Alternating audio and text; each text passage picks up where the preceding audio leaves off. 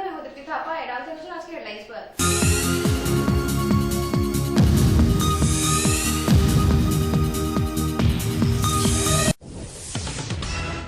महाराष्ट्र में अपनी रैली को संबोधित करते हुए राहुल के दिए हुए बयान से नाराज आरएसएस संघ ने चुनाव आयोग से शिकायत की, जिसमें राहुल ने कहा था आरएसएस के लोग महात्मा गांधी के हत्यारे हैं। आरएसएस संघ ने कांग्रेस अध्यक्ष राहुल गांधी के खिलाफ महात्मा गांधी को लेकर दिए गए उनके बयान पर चुनाव आयोग से शिकायत की है। संघ के प्रवक्ता राम माधव ने कर्नाटक के मुख्य निर्वाचन अधिकारी को शिकायत में कहा कि राहुल ने महाराष्ट्र में एक रैली के दौरान आरएसएस पर महात्मा गांधी की हत्या का आरोप लगाया था। इस बयान से संघ के लोग काफी खफा हैं। इससे पहले संघ के प्रवक्ता राम माधव ने सोशल नेटवर्किंग साइट ट्विटर पर पहले ही कार्रवाई की चेतावनी देते हुए बताया था कि गांधी की हत्या से संघ को जोड़ने के राहुल गांधी के गैर जिम्मेदाराना बयान को लेकर उनके खिलाफ कानूनी कार्रवाई करेंगे। कंप्लेंट भी requested the chief election commissioner. हमने चुनाव आयोग में शिकायत की है कि राहुल गांधी के बयान के खिलाफ उन पर उचित कार्रवाई की जाए। The political leader in question, Mr. Rahul Gandhi. वहीं राहुल ने अपने भाषण में कहा था संघ के लोगों ने महात्मा गांधी की हत्या की थी और अब यही बीजेपी और आरएसएस संघ के लोग गांधी जी की बातें करते हैं। यही इनका फैशन है। गांधी जी को मारा इन्होंने, आरएसएस के लोगों ने गांधी जी को गोली मारी और आज उनके लोग गांधी जी की बात करते हैं। राहुल ने ये भी कहा था आरएसएस संघ के लोगों ने सरदार पटेल और गांधी जी का विरोध किया था। सरदार पटेल जी कांग्रेस पार्टी के नेता थे। उन्होंने आरएसएस के बारे में साफ सुथरा लिखा है। वहीं राहुल के इस बयान से बीजेपी दल और आरएसएस संघ के लोगों में हलचल सी मच गई है। ब्यूरो रिपोर्ट आमने सामने न्यूज। नौसेना 10 दिनों पहले अपनी पनडुब्बी में हुई भीषण दुर्घटना से उभर भी नहीं पाई थी कि एक और बड़ा सदमा लग गया, जिससे नौसेना की सुरक्षा व्यवस्था पर सवाल उठने लगे हैं। देखिए रिपोर्ट।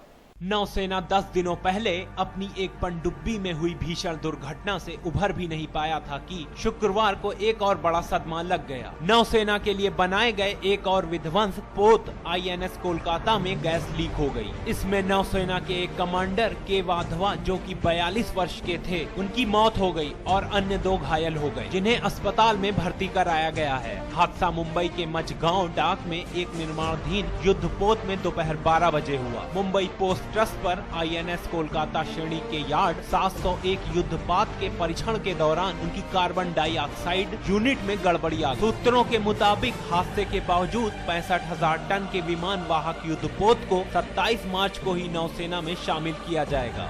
वहीं कुछ दिनों पहले सिंधु रतन में आग के बाद नौसेना प्रमुख ने इस्तीफा दे दिया। कार्बन डाइऑक्साइड की लीकेज होने के कारण, यूनिट में माल फंक्शन होने के कारण गैस का लीकेज हुआ, जिससे करीबन 3 लोगों को अफेक्ट हुआ।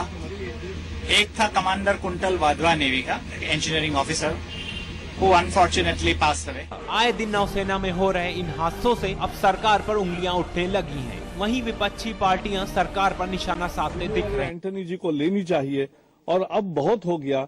11 महीने में 11 हादसे हुए, नौसेना के जान गई। सुरक्षा बलों की जो अनदेखी कांग्रेस सरकार ने की है, उसकी जिम्मेवारी एंटनी को लेना चाहिए और इस्तीफा देना चाहिए। कभी कभी क्या होता है कि कुछ घटनाएं घटती है जिसमें डायरेक्ट ना किसी का इंटेंशन होता है, कुछ एक्सीडेंट्स भी होते हैं। कुछ जगह अगर कुछ गलत हुआ है तो मैं जरूर मानता हूं कि यूपीए गवर्नमेंट और रक्षा मंत्रालय इसमें भी बिल्कुल जांच ठीक करवा। ब्यूरो रिपोर्ट आमने सामने न्यूज। अब वक्त चला छोटे से ब्रेक का। ब्रेक के बाद देखेंगे कुछ अन्य खबरें। तब तक देखते रहिए आमने सामने news. Politics, crime,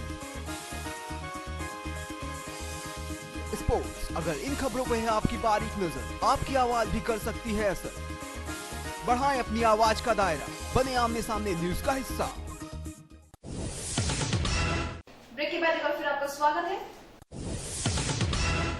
supreme court ने सहारा समूह के निवेशकों का पैसा लौटाने के प्रस्ताव को अपमानजनक बताते हुए ठुकरा दिया, जिसकी वजह से सुब्रत राय के 11 मार्च से पहले तिहाड़ जेल से रिहा होने की उम्मीदों को बड़ा झटका लगा।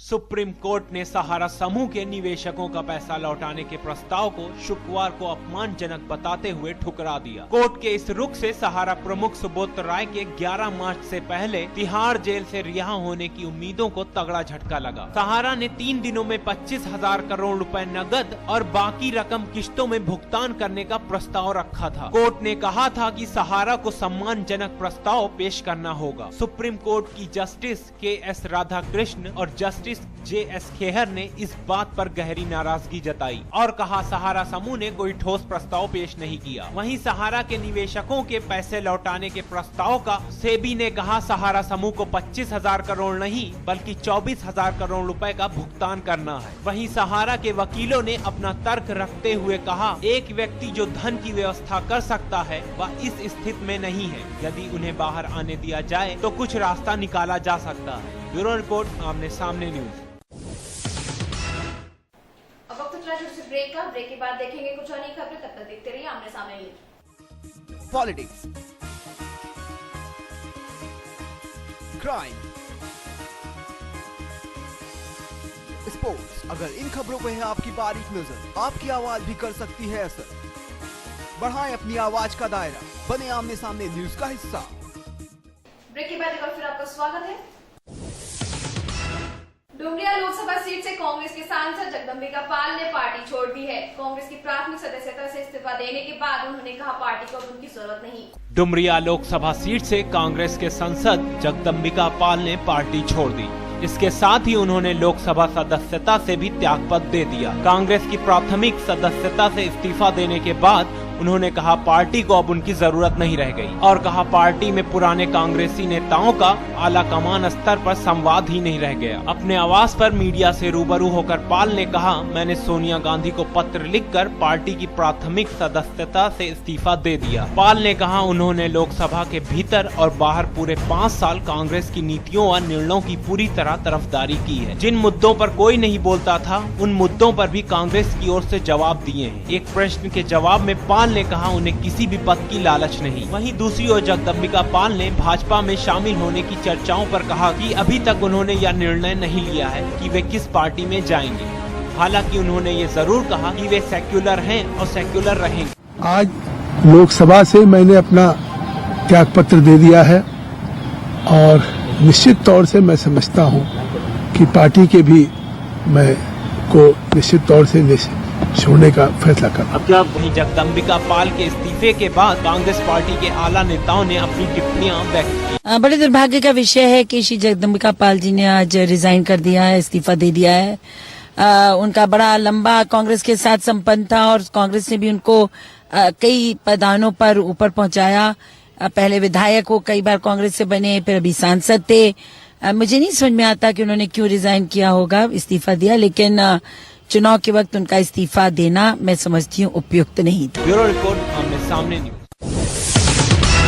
रामकृपाल यादव के पाटलिपुत्र लोकसभा सीट से कैंडिडेट नहीं बनाए जाने पर नाराज रामकृपाल यादव के बीजेपी में जाने के संकेत, जिसको लेकर लालू फैमिली उन्हें मनाने में जुटी है। देखिए रिपोर्ट।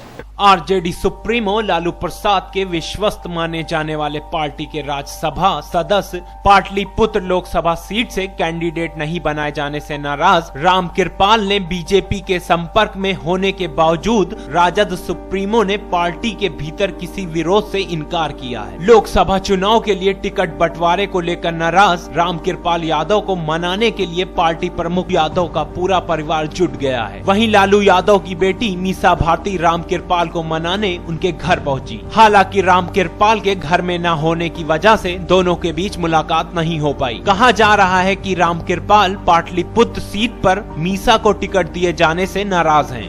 वहीं रामकृपाल के पार्टी छोड़ने की खबरें भी आई थी। मीसा ने मीडिया से रूबरू होकर कहा रामकृपाल जी पाटलिपुत्र सीट को लेकर के नाराज हैं, तो मैं उनकी नाराजगी तो चुटकियों में दूर कर दूं। मैंने कहा कि मैं अपनी उम्मीदवारी वापस लेने को तैयार हूं। अगर सिर्फ एक सीट की बात है तो मेरे लिए सीट उनके सामने इतने कद्वर नेता के सामने मेरा पाटलिपुत्र सीट से इलेक्शन लड़ना इतना मान्य नहीं। रिपोर्ट आमने सामने न्यूज। इतना ही, कल फिर मिलेंगे कुछ अन्य खबरों के साथ। तब तक के लिए मुझे आनंद थापा को दीजिए इजाजत। नमस्कार।